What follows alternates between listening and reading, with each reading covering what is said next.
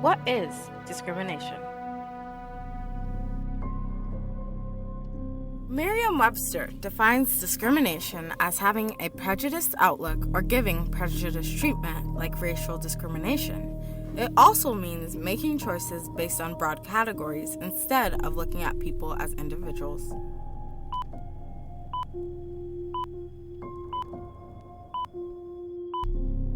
That might sound straightforward, but in practice, it's anything but. When we talk about discrimination, it isn't just about open insults or obvious prejudice. It's also about the subtler mechanics. Who gets called back? Who's believed? Who's trusted with opportunity?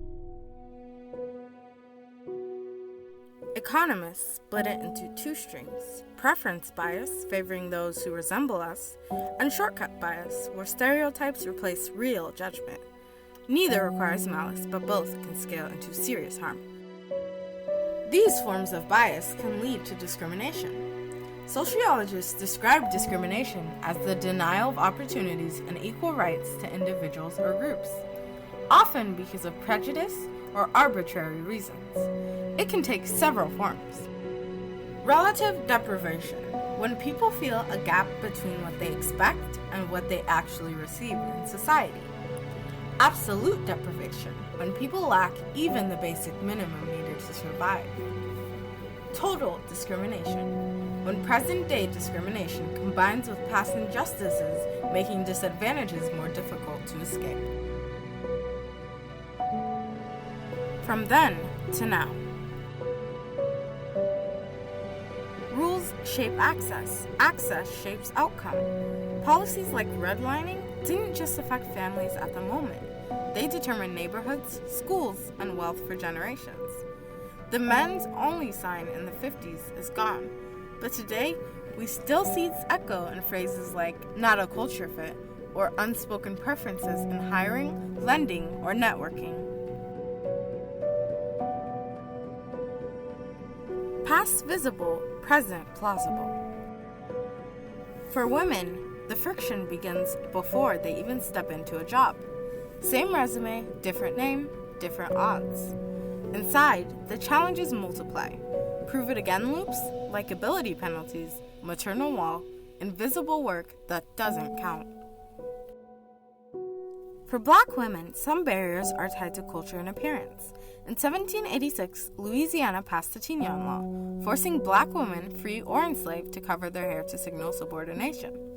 Women resisted, turning those wraps into statements of style, dignity, and defiance, tying them with ribbons and even bedazzling them, which in the end made them even more beautiful. Today, discrimination around hair still happens. Being told a natural hairstyle is unprofessional, facing bias-based dress codes, or feeling pressure to conform to a workplace norm. Laws like the Crown Act exist to protect against this kind of cultural and appearance-based bias. Minorities face barriers in education, work, and justice. Schools and their communities often have fewer resources. In the workplace, they are more likely to be overlooked for promotions or steered into lower-paying roles. In the justice system, Black and Latino individuals face harsher treatment and higher incarceration rates. On top of that, there are daily slights, stereotypes, microaggressions being followed in stores. These inequities don't just limit individuals, they hold back society's progress as a whole. Yes, it touches everyone. Discrimination isn't zero-sum. Ageism sidelines experience, ableism designs the roles for one type of body, accent bias reads intelligence in vowels, men can be disbelieved as caregivers or survivors. Even subtle daily cues, being interrupted more, your opinions questioned, or being passed over for a casual project, show that everyone experiences bias differently, but the mechanism is universal, shortcuts standing in for judgment. Small frictions stack. For example, people who have had a prison record, even a juvenile one, are often rejected immediately, making it harder, especially for minority men, to find work. Inequality isn't always dramatic, but it's relentless. The person overlooked today may never get the network or mentorship that leads to tomorrow's promotion.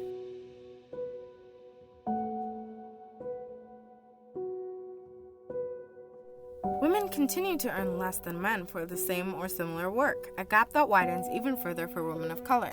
This pay difference doesn't usually come from one big decision, but from many small ones, like being offered lower starting salaries, missing out on stretch assignments, or having their contributions overlooked in meetings. Over time, these small gaps compound, leaving women with less income, fewer promotions, and smaller retirement savings.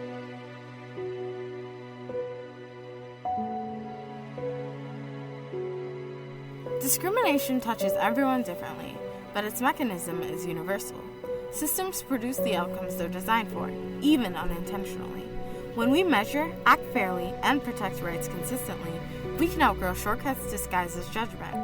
Everyday microaggressions, overlooked ideas, and biased assumptions may feel small, but cumulatively, they shape the paths of our entire lives. Fairness isn't optional, it's foundational. And when fairness is designed in, opportunities can be too.